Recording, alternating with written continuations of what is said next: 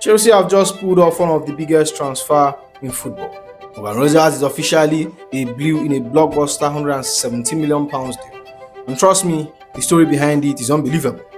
We're here to break down how Rich James and Cole Palmer helped convince him, why Arsenal missed out, where Xabi Alonso plans to use him, and the latest on Maxence Lacroix, John Stone, Nicolas Jackson's future, and every major transfer update you need to know. We have a lot to cover, but before we get into it, if you are new here, welcome to the channel.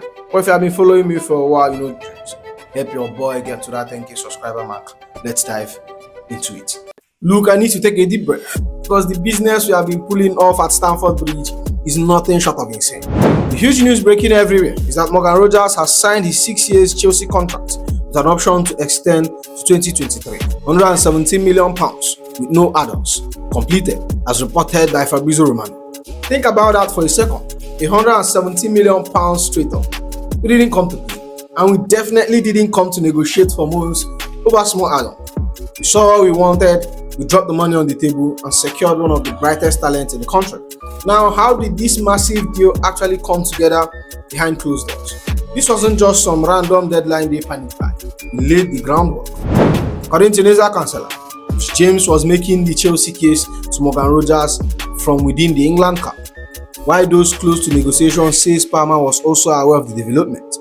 It was a well-planned operation. You have got to love agent Rich James, because while they are away on international duty, our captain was literally doing recruitment work right in the camp, whispering in Morgan Rogers' ear and telling him what we are building at Chelsea.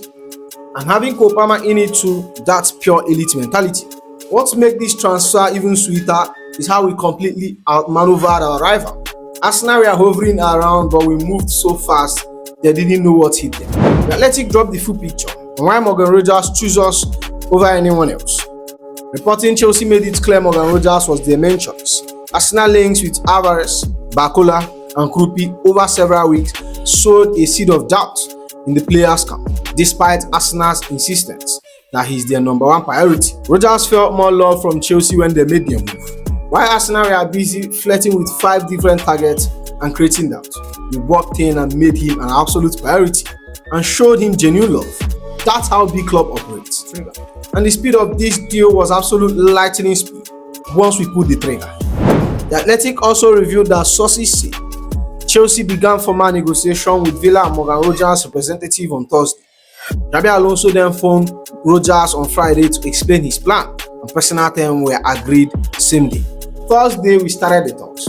Friday, the manager got on the phone to break down his tactics, and boom, personal terms agreed on same day. And the project is clear, and the ambition is matched with action. Players don't hesitate. So how are we going to fit this unbelievable talent onto the pitch? Everyone is asking where Morgan Rogers fits in our attack. Well, Nicolas Jackson gave us a tactical breakdown, noting that one source suggests Morgan Rogers will primarily play on the left, with Cole Palmer operating centrally as a number 10. That would leave Estoval, Neto, and new signing Quenda competing for places on the right. Getting as his understudy. Just picture that lineup for a second. Rogers driving down the left flank, Cole Palmer pulling the strings right through the middle in that number 10 role, and the absolute firepower on the right with Estoval, Neto, Quenda pushing each other every single week. The depth is crazy. And for anyone wondering if bringing in another massive attacker means someone is leaving, relax. The Telegraph shut down those silly rumors immediately, confirming there is no suggestion that the arrival of Morgan Rogers would lead to the exit of Cole Palmer, who is considered an untouchable player at Chelsea. The idea of Rogers playing alongside Palmer is extremely exciting one for Chelsea fans. Cole Palmer is untouchable at Chelsea, period. The goal was never to replace him, it was to build a terrifying front line where our players feed off each other. The Athletic summed up our ambition perfectly, and they wrote, "It's hope Morgan Rogers can form one of the most exciting attacks in Europe, alongside Cole Palmer, Joao Pedro, and Estoval."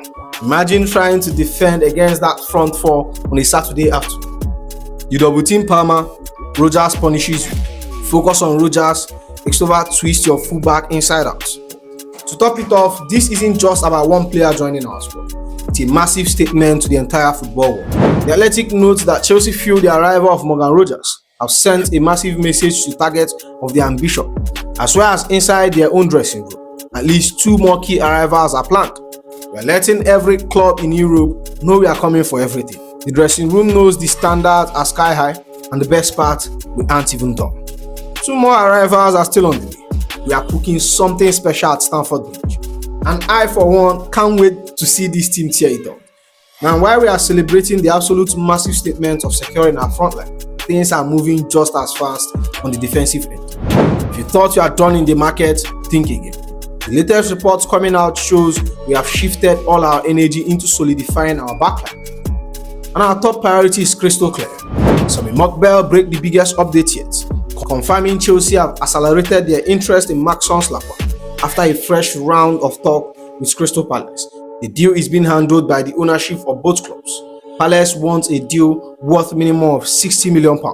When you hear that the deal is being handled at the ownership level, you know things are getting extremely serious. We aren't just occasionally monitoring the situation, we are actively in discussion to make this happen. Palace are holding out for a top fee, a minimum of £60 million, because they know the kind of elite Premier League proven they have on their hands. And it's not just a question if we need a defender. You know Xabi Alonso wants to shape that backline to his exact standard. Fabrizio Romano provide a vital update on how our strategy is unfolding, revealing Chelsea will sign 1 or 2 centre-backs based on exit, and Maxence Lacroix is open to joining with stocks overpriced underway. The key detail here is that the player is absolutely open to making the move to Stamford Bridge. When a player of his caliber gives the green light, half of the battle is won. It now just comes down to negotiating the final fee between the boardrooms while we sort our defensive departures. However, as much as Palace are holding out for £60 million, a fee of £60 million, our board is doing what they know how to do best, driving a hard bargain to get the right value. Simon Johnson over at The Athletic shed some light on where our valuation stands, stating Chelsea valuation of Maxence Lacroix is below the £55 million fee that has been reported everywhere else. Como Sakobo Ramon is among the contenders. We aren't just going to blindly pay whatever they ask without testing the waters first. We have our clear valuation, we know what we want to spend, and we even have backup targets monitored in case negotiation hit a wall. But make no mistake about it, Lacroix is a primary target that Xabi Alonso wants to lead our defense. Things are advancing rapidly, and I expect this saga to heat up further in the coming days. But moving on, if we are being honest with ourselves, as exciting as it is to sign the best young talent in world football, we have seen the missing ingredients over the last couple of seasons. Pure unfiltered experience. You can't navigate a grueling Premier League and European campaign with just potential alone. You need generals in that dressing room, win the trophies, and know how to manage high-stake matches. And that is why the shift in our transfer strategy makes total sense, and I am 100% on board with it. Simon Johnson laid out our sudden change in our recruitment approach, but in Chelsea wants to add more ready-made players to the squad, and having shown by their pursuit of 34-year-old Granit Xhaka, who beat Sunderland rejected, that they are prepared to bring in older players. And the report tells us everything we need to know about where our head is at. We are no longer restricting ourselves to strictly under 23 prospects. Going after someone like Granit Xhaka, even with Sunderland knocking back our initial approach, shows we recognize the necessity of having a battle-tested leaders who command immediate respect. We need players who step onto the pitch with absolute authority and guide our young stars when the pressure gets intense. After speaking of proven elite leaders, the next update is an absolute dream scenario if we can get it across the line. Simon Johnson dropped a massive update, revealing Chelsea have added John Stones to the list of centre-back they are considering signing this summer. Honestly, I would take John Stones at Stamford Bridge in a heartbeat. Think about what a player of his caliber brings to our backline. He's a multiple Premier League champion, Champions League winner, one of the most composure-heavy, technical, gifted central defenders in modern football history. Adding a serial winner like Stones into our setup gives us the exact calm head, tactical intelligence, and championship mindset we have been craving. If we lock this down alongside our attack, we are building a monster of a squad for the upcoming season. Now, with all this money being spent on Morgan Rogers, you have to know the financial and sport balancing act would kick into full gear. Things are moving fast, and it looks like Nicolas Jackson could end up being a part of the domino effect behind this deal. Fabrizio Romano break down the details, reporting Nicolas Jackson and Alejandro Garnacho were both discussed among options between Aston Villa and Chelsea, as revealed last week. Names mentioned during the meeting from Morgan Rogers, Garnacho gives priority to AS Roma but no agreement yet with Chelsea. When you sit down with a club and negotiate a $170 million deal, player swap or a separate counterpart deal are always on the table to offset the cost. Villa explicitly asked both Jackson and Garnacho. While Garnacho is holding out for a move to Italy with AS Roma, Jackson's situation with Aston Villa is progressing far more concrete. In fact, Simon Johnson over at the Daily Mail confirmed Aston Villa continue to discuss a proposal for Nicolas Jackson. Now, Emery knows Jackson inside out from their time together at Villarreal, so it makes sense why Villa wants him to step right, take over an attacking role in their squad. From our end, Xabi Alonso is willing to evaluate everyone, but our board financial stance is clear. Mr. Chancellor revealed Chelsea would accept a substantial fee for Nicolas Jackson this summer, despite the striker being given the chance to impress Xabi Alonso during pre-season. We aren't in a position where we have to push him out of the door for cheap, but if a serious offer comes across the table, we are completely open for business. And Simon Johnson laid out the exact numbers for this move, reporting Chelsea won £65 million for Nicolas Jackson. Joao Pedro is the first choice up front. Rogers is earmarked to play in an attacking role on the left. Should he want to leave and a club meets the asking price, Chelsea will not stand in his way. That's £65 million as our valuation, and Joao Pedro cemented as our first choice number 9. And Morgan Rogers coming in to take charge of our left-sided attacking role. Jackson's 30 minutes here would be limited.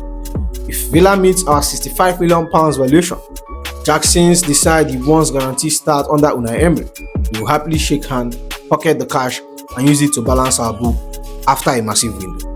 Now let's go through a quick fire round of squad updates, because with all the massive names coming through the door, squad clean out at Stamford Bridge is about to reach an unprecedented level. Mr. Chancellor laid out the sheer magnitude of the tax fixing our board, reporting with 5 new signings expected this summer, Chelsea will want to sell or loan out at least a dozen players from the 37 senior options on their book, and for as much money as possible, keeping their accounts healthy. 37 senior players, that is simply bloated, and we all know we can't manage a squad of that size effectively. Trimming down 12 players isn't just an option, it's an absolute necessity for PSR compliance and keeping our locker room balanced under Xabi Alonso. First in attack, there are plenty of talk surrounding Liam Delap. Mr. Chancellor provided an update on his mindset, stating Liam Delap is facing an uncertain future but wants to stay to show his first season was impacted by injury and substantial managerial changes. You have to respect his determination. He had a rough ride with injury and constant instability on the bench, so I understand why he will stick around to fight for his place to prove his worth to us. But on the flip side, McGui is almost certain to be on the move. Mr. Chancellor dropped a big valuation update on the young forward, revealing McGui is expected to be loaned out or sold. One interested club says they are quoted a fee of £25 million for him. Quoting £25 million for Gu shows how serious we are about getting full value on our young talent in case of departure. A loan or a high value sale makes total sense here to give him regular minutes while helping our transfer revenues. Defensively, however, not everyone is up for sale. Simon Johnson over at the Daily Mail gave us an update on Tosin Adrabayo, confirming Tosin Adrabayo have admirers but is part of Xabi Alonso's plan.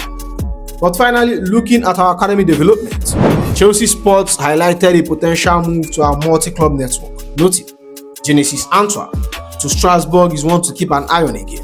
The player and his camp had serious talk with our sister club last year. In the end, he ended up staying at Chelsea and signed a new deal. Strasbourg has been a great proving ground for our young talent to get top-tier European experience. If Antwerp makes the move on loan this time around, it